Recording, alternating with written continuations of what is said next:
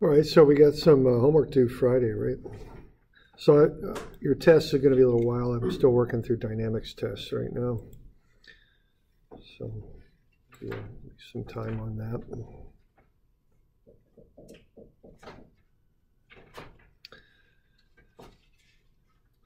So why don't we have a look at that homework that's coming due. It's that moment of inertia stuff. So why don't we have a look at that? So there's a couple of those problems. They're pretty similar. The one actually is a little easier because you don't have to find the centroid. So that makes it a little easier to work through.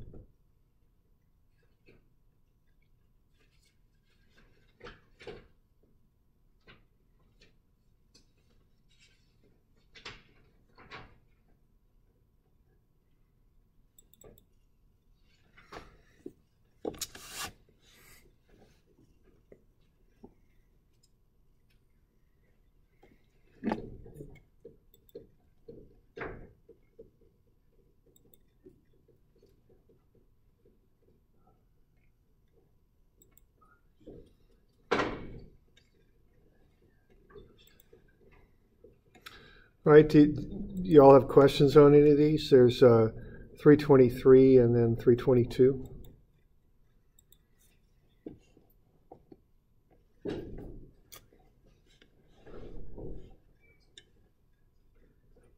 Okay, why don't we look at one of these just to see? All right, this 323. Now, what we want to do, we want to find y bar and I bar x for this beam. So when I see that that's what I'm trying to accomplish here, what I want to do is first break the thing up into pieces. This I-beam I would break into 3 pieces. The top flange is 12 by 2, the web is 2 by 10, and the bottom flange is 2 by 6. Okay. So I'm just going to break that thing up, and then I'm just going to get some basic data that I'm going to need to do a few things with this beam. So what I'm going to do, I'm going to find the area of each section. So 12 by 2, 2 by 10, and 6 by 2, 24, 20, and 12. And then also I'm going to find the distances from the bottom of the beam up to the centroid of the beam is how I would proceed with that, okay?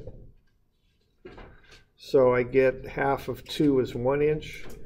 And then you always need to be measuring from the same location. And the location would be the bottom here. So starting right down there, you're going to measure up. So 1 inch will get to the middle of that flange. Then you'll take 2 inches to get from the bottom of the beam to the top of the flange, then half a 10 more. So 2 plus 5 gets you 7 inches up. And then 2 and 10 make 12. And then half of the 2 gets you 13. So those would be the distances from the base of the beam to the centroids of each of the 3 pieces. So, you okay with that? Any questions on that bit?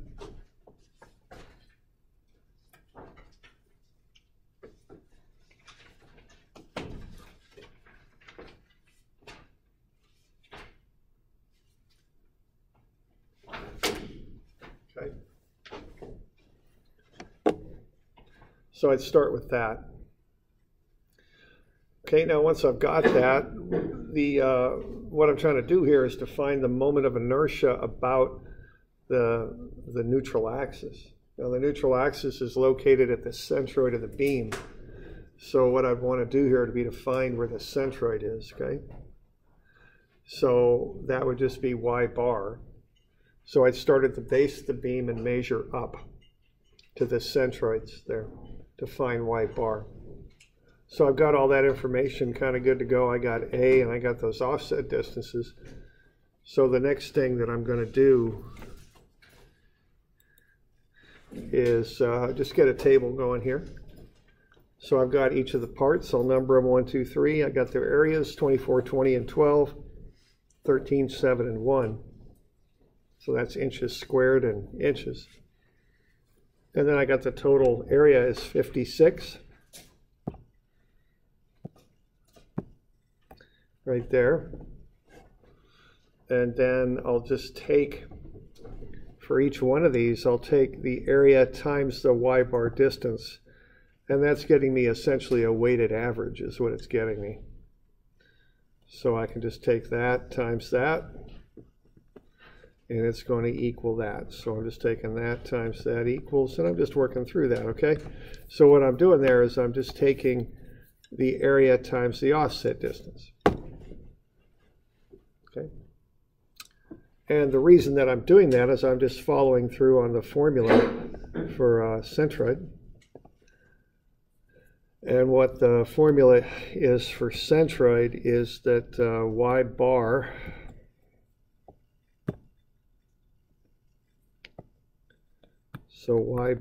is equal to the sum of the little y bars to each of the areas over the total area. Okay, that's the formula for a centroid. So I'm just calculating the y bar a's for each one of those pieces. Okay.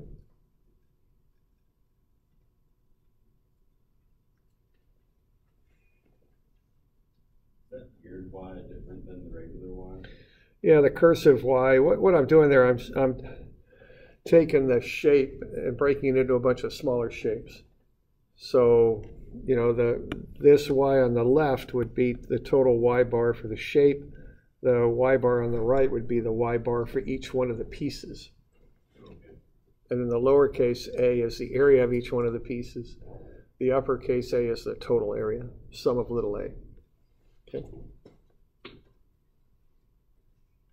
So what I do, I just calculate up y bar a, okay? Like that, I just add those three together, and then I get the total y bar a, and actually I forgot an a in there, didn't I? So that fits in there, and then I just add them up, okay? And then once I've got that, I take that number and I just divide it by the area, and that'll get me where the neutral axis is, 8.286 inches up from the bottom. And if you like, you know, you could have a look at that and see if whatever you got makes sense. So, you know, I always like to look at that. So we're probably right about there is probably about where I'm at. Yeah, that looks about right. Okay, that's about the centroid for that thing. Okay. So y'all okay with that? Okay. So that's where the centroid, that's where the neutral axis is. Once I've got that, I want to find the total moment of inertia. And I would just take the distance from the neutral axis to the centroids of each one of those pieces.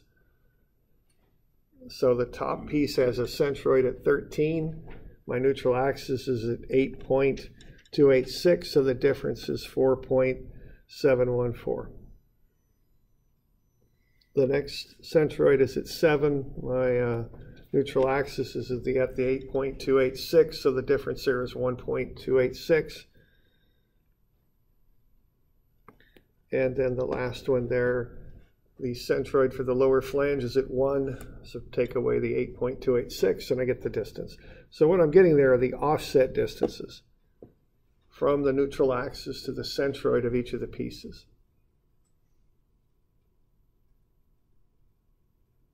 Okay.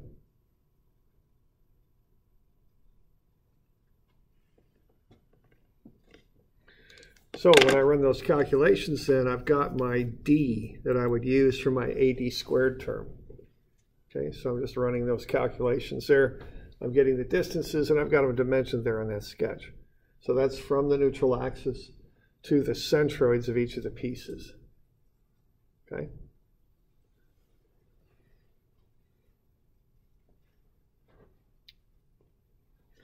So what I've got there, I got the area, I've got the distance from the bottom to the centroids of each of the parts, and then I've got right here the distance from the neutral axis to each of the parts, the centroid of each of the parts. So what I can do now is put all that stuff together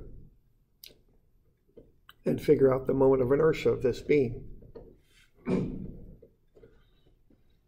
All right, so what I'm going to do is I'm going to take the moment of inertia of the beam, of each of the parts of the beam about its own centroid, and that's bh cubed over 12 because I got a bunch of rectangles. So for instance, for the top rectangle, I got a base of 12, height of 2 cubed over 12, that's 8. Take the area, 24, get the distance from the neutral axis to the centroid of that top area, 4.714. And then I'll take the area times the offset distance squared, and I'll get 533. So the moment of inertia of that shape about the neutral axis is bh cubed over 12, which is 8, plus 533, 631. Okay. And then I just go ahead and do that for each shape. Okay.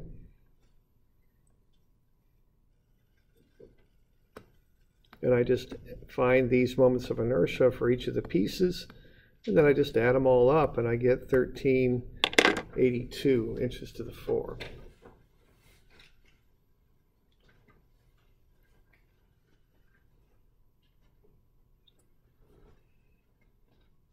Okay.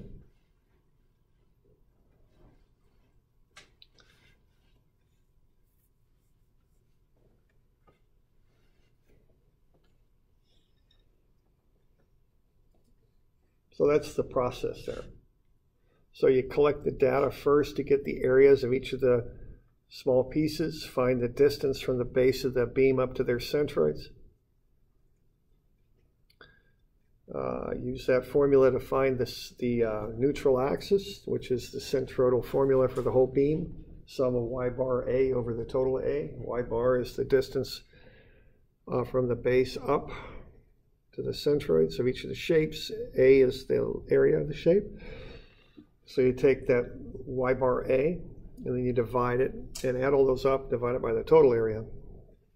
And then you get the y bar for the whole beam. That's the neutral axis location. Then you find the offset distance, d, from the neutral axis to the centroid of each of the pieces. And take that and run the bh cubed over 12 plus ad squared to get the total moment of inertia. Add that up for all the parts.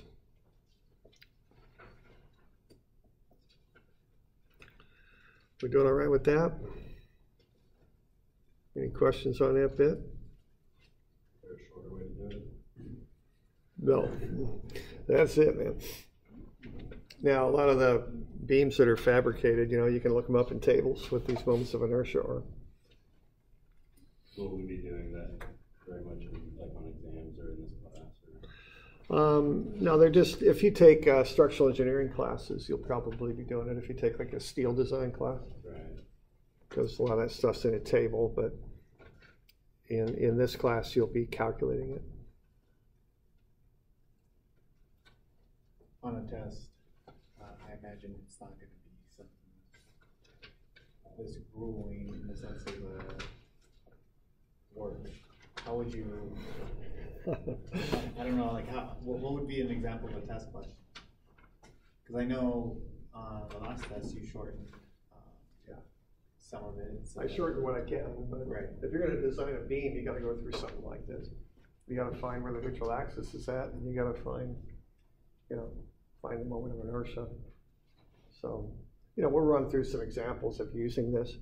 It would be similar to this. It wouldn't be that much different. Okay. What is the sum of Ix and AD squared? Does it represent something in particular? Well, this is a little bit of an abstract kind of property of a beam, so it isn't like a thing. It's not like, it is something. We're just adding up bh cubed over 12 and ad squared to get the total moment of inertia of that shape about a given axis. Okay. So it really isn't like It's not like a centroid where I can point at it and say this is the centroid. It's more abstract. And what this number does, it gives you an indication of how well the beam resists bending, is what it gives you. Just the shape of the beam, nothing to do with the material. Okay. But so that is our IX value, 1382? Yeah, right, that's the number. The units are inches to the 4. Okay. I have a question about the neutral axis. About what now? The neutral axis? Yeah. Is there one also vertical? Yeah. Vertical? Yeah. So this is a horizontal one because it's IX? Well, we're doing the common way to design a beam. The biggest, I don't know if the biggest, but you know, you design it the same direction, the same way for both directions. It's common for structural design to look primarily at the loads bearing down on the beams. That's the primary kind of load you design for. Though nowadays you also have that dynamic, like earthquake loads from the side. So you design for both. But kind of the old classic structural design, you just do the main one is the downward load. But the process is the same regardless of which direction you're going. Does that answer your question, or? So we're just more concerned about the horizontal. Yeah, see, yeah, what we're doing here, you know, what this is a beam, you know, like that. And of course, that's just a beam cross section, so the beam has depth, like so.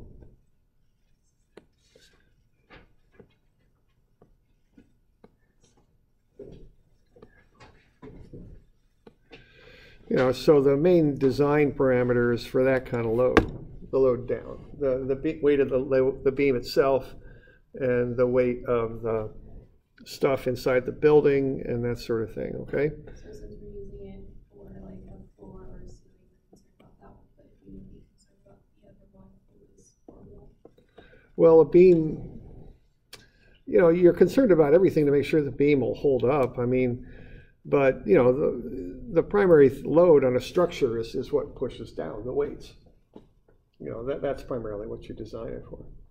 So when you design it for this type of loading, you want to use this moment of inertia because you're calculating the resistance of the beam to that downward load.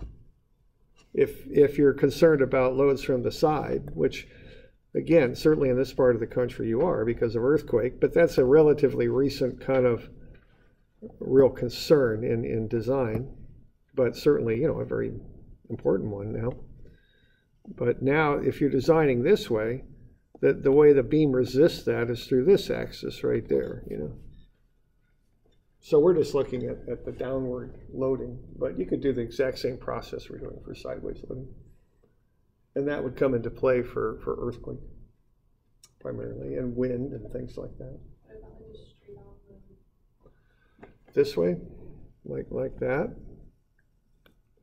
It's not a real common load, you know, for a building. If you think of like the joists under this floor, they're getting loaded straight down on account of the weight of this slab, the floor slab. And then again, if you got a shaking kind of load, that would be earthquake. If you actually look at it this way, I guess you could have, again, an earthquake load that does this, but that would really be almost a column design where you're looking at compression on that long, thin member. And that would get into what's called buckling design and also the axial loading that we did earlier. Is that more like a structure class? Well, we're building the tools to do this. I mean, you could handle all three of those loads based on what you learned in this class. I guess in structures, you start to kind of put them together. Here you learn how to do them. In structures, you learn more what they're for and, you know, what situations you would apply them, might be the way to word it. Okay. All right. Other questions on it? What if we just put a beam way bigger than we need and forget about it? There's probably someone who's going to outbid you, is probably what's going to happen if you just way oversize it.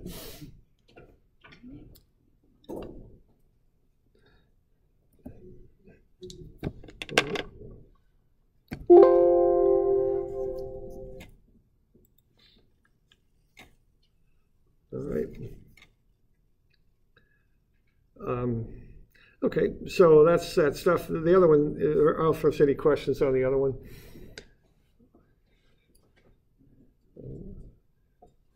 Okay, it's very similar. It's easier to find the centroid on the other one because it's symmetrical, so you don't have to do as much work to get the centroid. All right, why don't we look, let's do this reaction review, and let's just do one other thing on this thing. If I can get that to come up, which you just never know when you got that blue wheel spinning like that. So this is Not responding. Okay. All right. Control task manager. Not responding in task. There we go.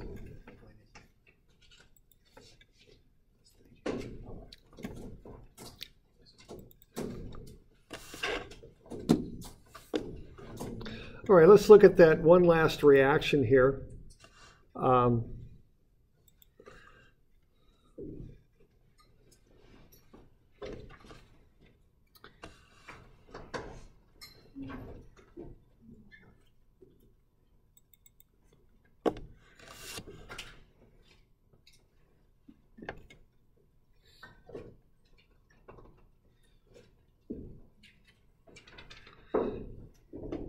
So why don't we look at the couple there, 3,000 Newton meters, 5 meter span. Okay, so let's look at that one. And, you know, I can't remember which page these things are on. It's been a little while. So what we've got there is a simply supported beam. We'll just put a couple on there, 3 meters and 2 meters. And a couple, what's that, 6,000 Newton meters? Something like that. Thanks.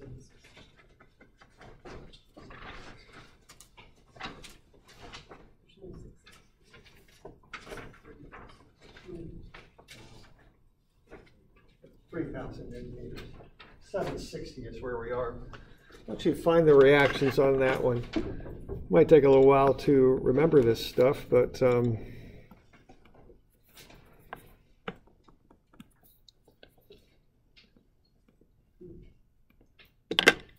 see if you can find the reactions for that. See if you can recall that stuff from statics. I can handle it. 760.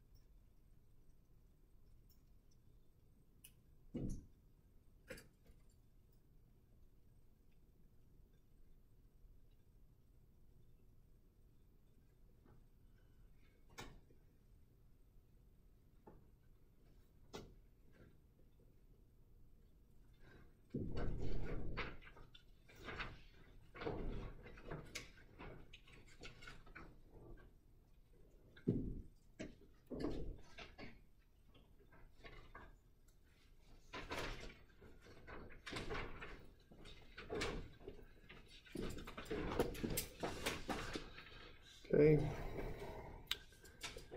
Now you're going to do a moment equation here to get this done. Right? Now a pure couple is just like somebody attaching a handle to this thing and turning it, is how I think about it. So think of that coming out like that, something like that. And then a person is just turning that, kind of like a T-bar wrench, like I've seen them, they use them for spark plugs, or you use them for your water meter, actually. They get those little T-bar wrenches. So you're doing something like that. So there's no net force applied, and you got a couple of 3,000 Newton meters applied. Something like that, okay? So what do we got? We're going to get like, can't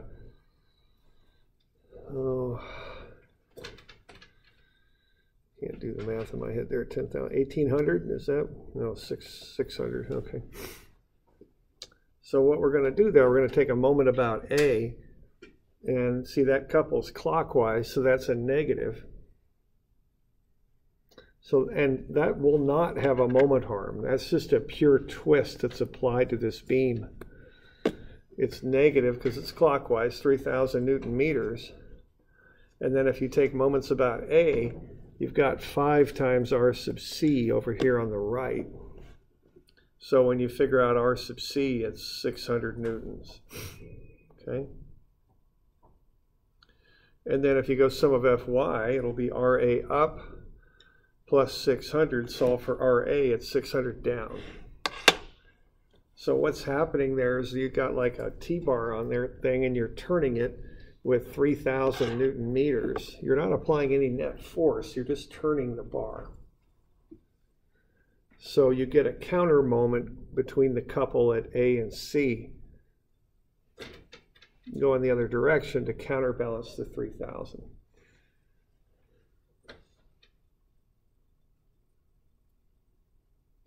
Okay. So we're doing all right with that. So that's 600 Newton reactions.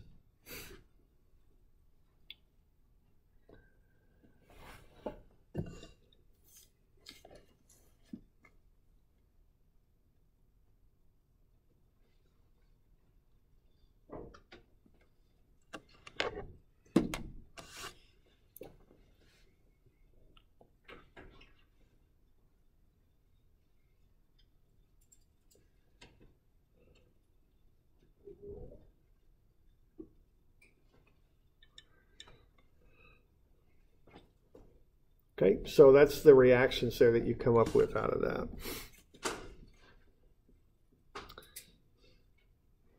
All right, now what we're looking at here is beam design, which is why we're going through this stuff. Okay.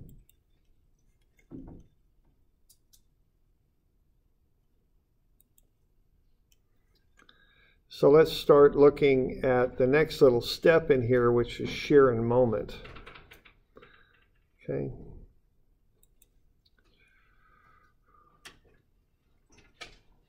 So what we're going to look at here are shear and moment diagrams. And might have done a little bit of this in statics if you had time. I'm not sure, but these are, we'll start with shear and moment equations. Now what we're going to do with this stuff is we're going to go inside of the beam. So yeah, I'm on 730, I think it is. 50, okay, 750. And we're going to find the internal forces inside of the beams, just like we've been doing throughout the term with a lot of different structural members there. We've been finding the internal forces. Same thing here with the beam. And we're interested in 2 of them now. The shear, which moves up or down through a beam, but also the bending moment, which builds up inside the beam. Those are the 2 stresses we're going to look at. And we've got a picture there of positive shear and moment. If we're working our way out there, you know, we kind of look at what the different pieces of the beam are doing with respect to each other. For shear, for moment, for positive moment, the beam bends down. You know, the silly way to remember that is the beam smiles when it has positive moment. And then negative moment is the opposite effect. The beam frowns. And then you've got the left moving down with respect to the right. Okay. So those are the conventions there for positive and negative shear and moment. So what we're going to do here is you find the left reaction on the beam, make an imaginary cut through the beam at a spot where you want to find the shear and moment, and then draw a free body diagram of the beam to the left of the cut. Okay? And then you put the internal shear and moment on the beam and solve for it using statics. Okay? So why don't we look at a couple examples here of this. Let's say we've got this situation right here on 770.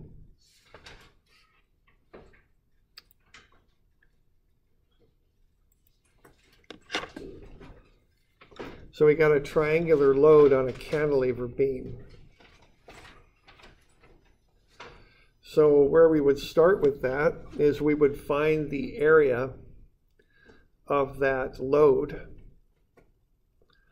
Okay, and that would be 1/2 times the height of 1800 times the base of 4.5. So that's going to get you the total load associated with that triangle, and that's 4,050. So that's doing that.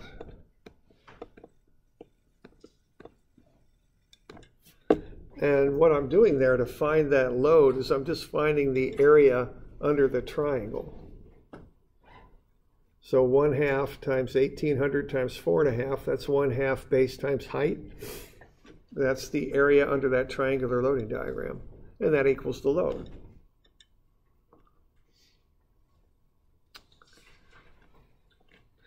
Now, what I'd like to do then would be to figure out where that load is applied.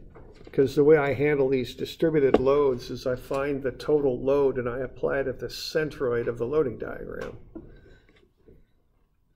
So I'm going to put that right there. Now, to find the centroid of a right triangle, it's at what I would call the third point.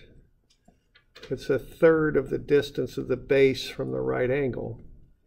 So then it's 2/3 of the distance from the vertex. That's how you figure out where the centroid of a triangle is. It's different than a rectangle because a rectangle is symmetrical. And so for a rectangle, of course, the centroid is just right in the middle. But for a triangle, it's different, okay? So for a rectangle, you got base over 2 and base over 2 with a total base. But for a triangle, then, you've got 2b over 3 and b over 3, okay?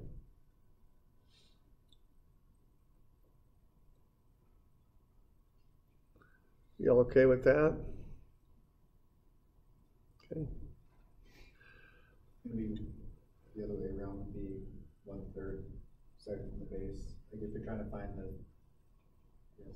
y in the y direction. Yeah, it'd be 1/3 of the height up. Because yeah, you know, they're the same direction both ways. So I guess I'd call that h over 3, and then 2h over 3 here. Okay.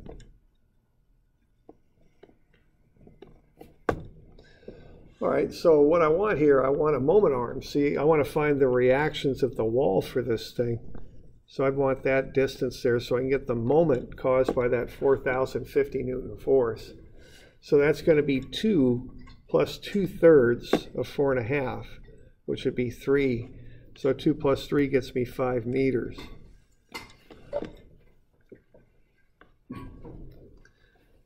Okay. So then for that cantilever, if you remember this from statics, I'm going to have RAY up, that's my unknown, minus 4,050 down. So that'll get me RAY, it's 4,050 up. That's what's going on at A. But on a cantilever, I also have a moment reaction Okay. When you build a cantilever, you know, there's different ways to do it. You can, you know, when you do cantilevers, there's different ways to attach the beam to the support there. Just trying to think what I could look at. Yeah.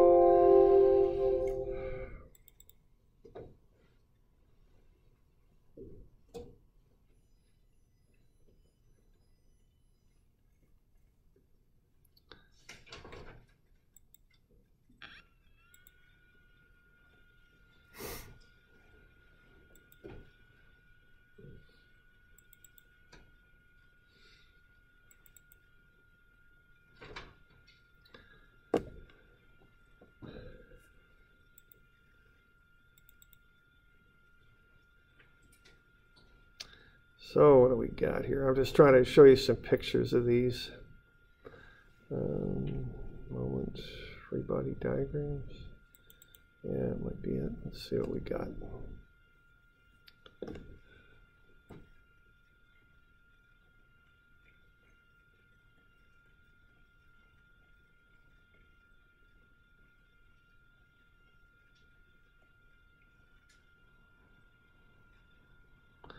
Okay, there's a fixed support, kind of like a cantilever. That thing's just bolted in. That just didn't go in anywhere. So if you try and rock that column, those bolts won't allow that to happen. So that creates a moment reaction. Okay.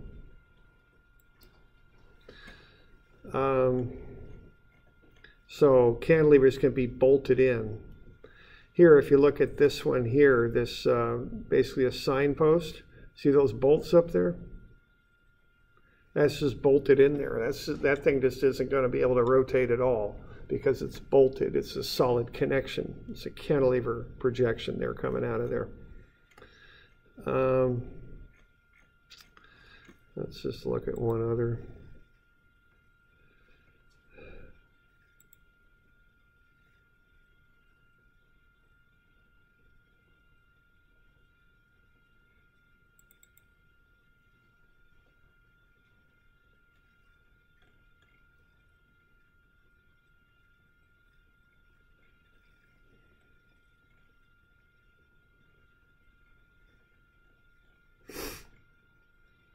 Okay, here we go.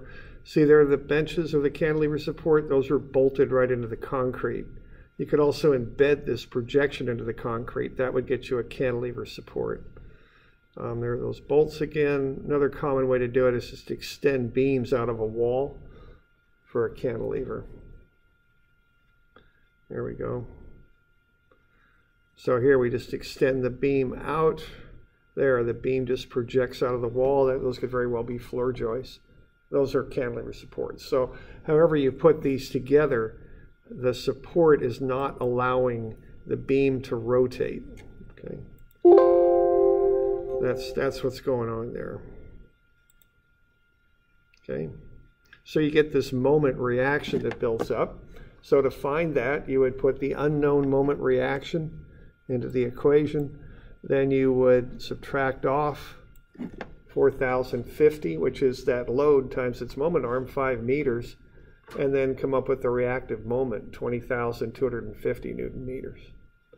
So there are the reactions at that wall there, okay, caused by that loading.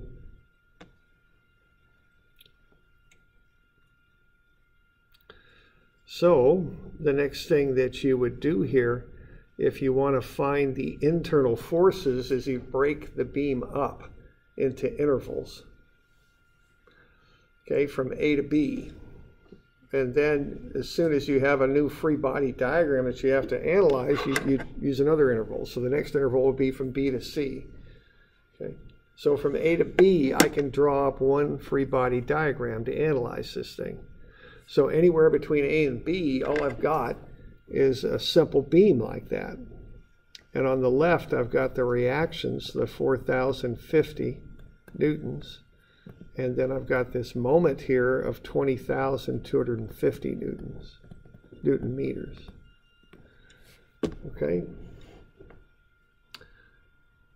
So that's what I've got going on. as I analyze this thing right in here. What I want to do is I want to find the internal forces and moments right there, anywhere along that beam. So what I do when I work on that is I draw on the shear and the moment, both of them in their positive sense. So I've got the shear, which a little oddly is positive down, and the moment curls the beam up counterclockwise. So those are my internal forces on that beam as I work my way from A to B. And then I'm going to have a distance of x. X is going to be somewhere between 0 and 2 meters. So 0 is less than or equal to x is less than or equal, actually less than, I'm sorry, x is greater than 0 and x is less than 2. That would be the constraints on x. And then once I've got that, I just do some statics and I solve for VAB and MAB. Okay. So you don't assume that distance because most of the time it wouldn't be given to you? Well, you know the distance, what you want is a general equation that will hold for the entire interval from A to B. So I'll use x to represent it. Okay. And that one diagram will work anywhere between A and B. Okay. All right. So once I've got that, I've got I've got those loads on the beam, and I dimension the beam. I end up with something like that, and it looks like I need to put these shear and moment on there. So there's MAB and VAB, and then I just go ahead and do the statics and solve. Okay, so what I'm going to have there is sum of Fy is 0. I've got 4,050 up. And then I got my VAB down. I just solve for VAB. It's 4,050. That's the shear, anywhere between A and B inside the beam. And then when I take the moment about the cut, anywhere between A and B, I'm going to have the 20,250. That's the reactive moment. Things counterclockwise, so it's plus. And then I'll have minus, because it's clockwise, 4,050 times whatever that offset distance x is. And then plus MAB. Okay. And then I can solve for MAB. It's 4,050x minus 20,250.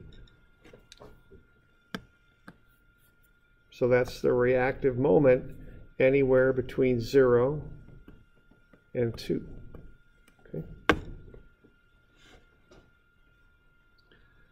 So you could generate these equations and you can figure out what the shear and moment are at any location you might be interested in. Okay.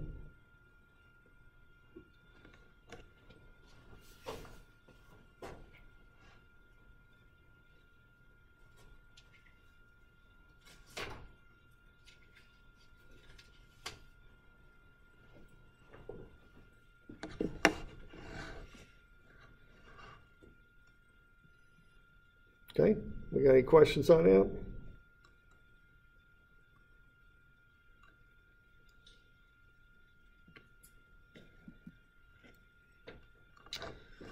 All right. Just kind of relating back to statics towards like the end of the term when we did that. Yeah. I mean, I wasn't in your class, but that graph where you had like the line going. Yeah. The linear rate. Yeah, we're going to do shear and moment diagrams is what we're going to do. Yeah. Okay. All right, now let's say we've got simply supported beam. Simply supported means you just got supports at either end. And let's say we got a 12-foot span.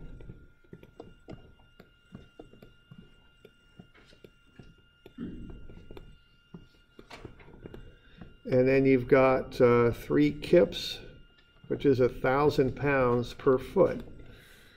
Okay, so that's 3,000 pounds per foot. I'm just making this up. And let's say we've got supports like that. Okay. Let's find the shear and moment inside of this thing. Okay.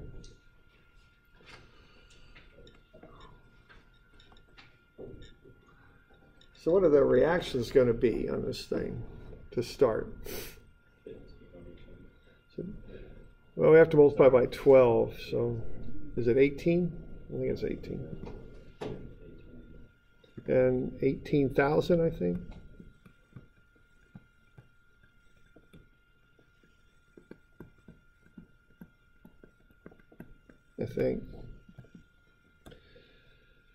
All right, so sum of F, or sum of moments about A.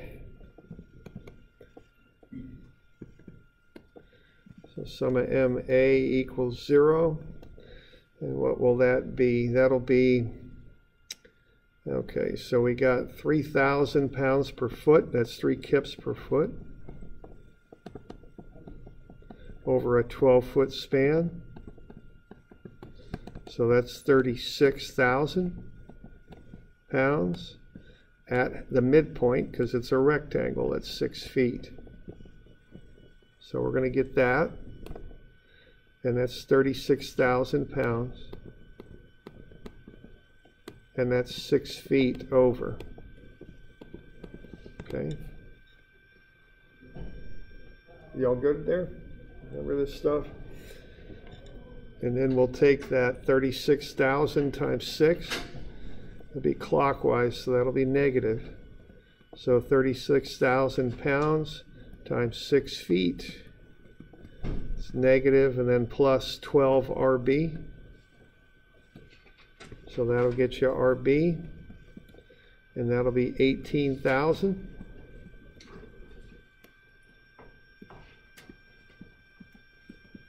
And sum of Fy is 0. It's RA minus 36,000 plus 18,000. So RA is also 18,000. Okay. Y'all good with that? And it's just symmetrical too, so you just take half the load to either side, basically. That's what you're doing. You okay with that? All right, so what we got going on now is we've got a simply supported beam with 18,000 pounds for reactions on either side. Okay.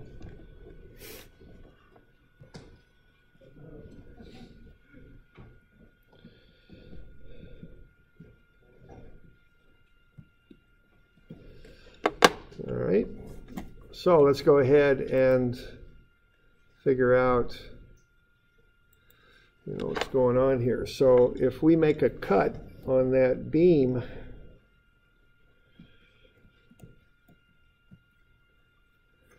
and want to find the internal shear and moment, so we just make a cut there.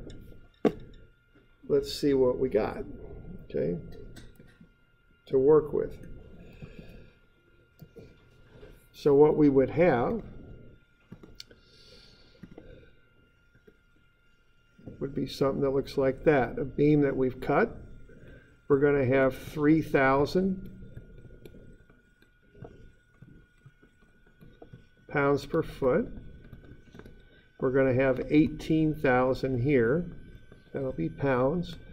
Then we're going to have the shear anywhere between A and B, and the moment anywhere between A and B. And then we'll have a distance that comes out there of X. Okay, so that's what you're going to be dealing with. Y'all good with that? And then we can just do a little bit of statics there and figure out what the shear and moment are. Okay, and what we could do here is go sum of Fy and set that equal to 0. And what that's going to be is 18,000 up minus 3,000x, and then minus the shear anywhere between A and B there, minus the VAB.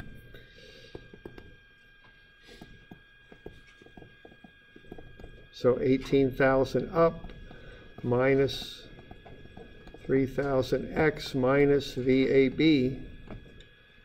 So VAB, the shear anywhere between A and B, will be 18,000 minus 3,000x. Okay.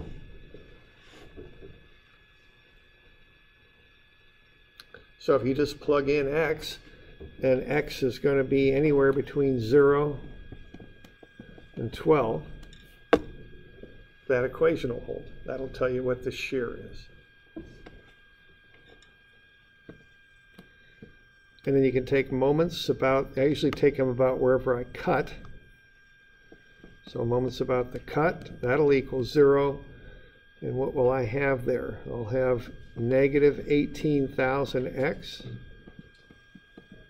That's for that one. Then I'm going to have that 3,000 pounds per foot times x feet. Okay, and that's going to be directed on the centroid. So that'll be directed right there. And where that is in the middle of this span. That's x over 2 over from the cut. So that 3,000x is directed at the centroid of that rectangle. That's at a distance of x over 2.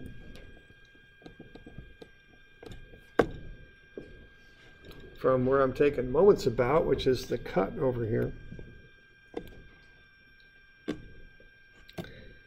And then I've also got MAB in there that I'm trying to solve for.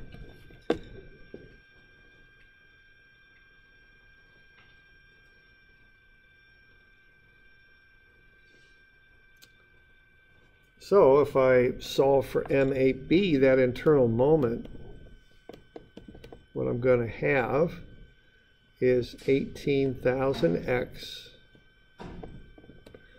plus 3,000 over 2, which is 1,500. Actually, this will be a minus when I bring it to the side of the equation. Minus 3,000 over 2 is 1,500 times x squared. So that's how I can find the moment anywhere between A and B.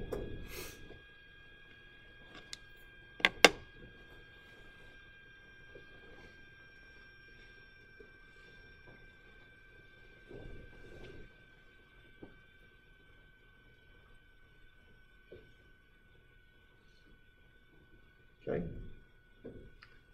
Are we all right with that? Why was VAB negative?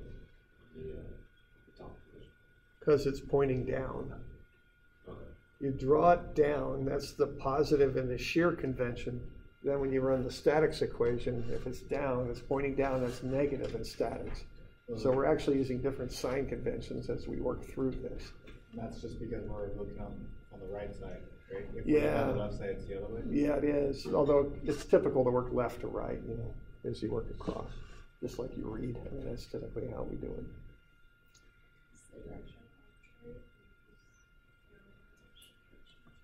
Is there what? Is there a certain method to choose which way that you use? Yeah, you start at the left and work your way to the right and Or cut. you always choose the other?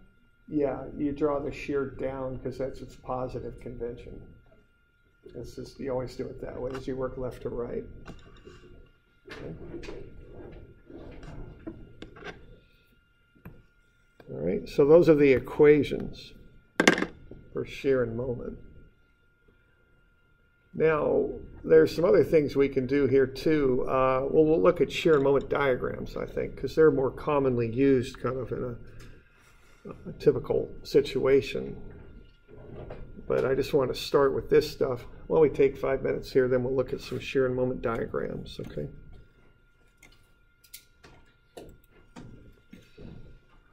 So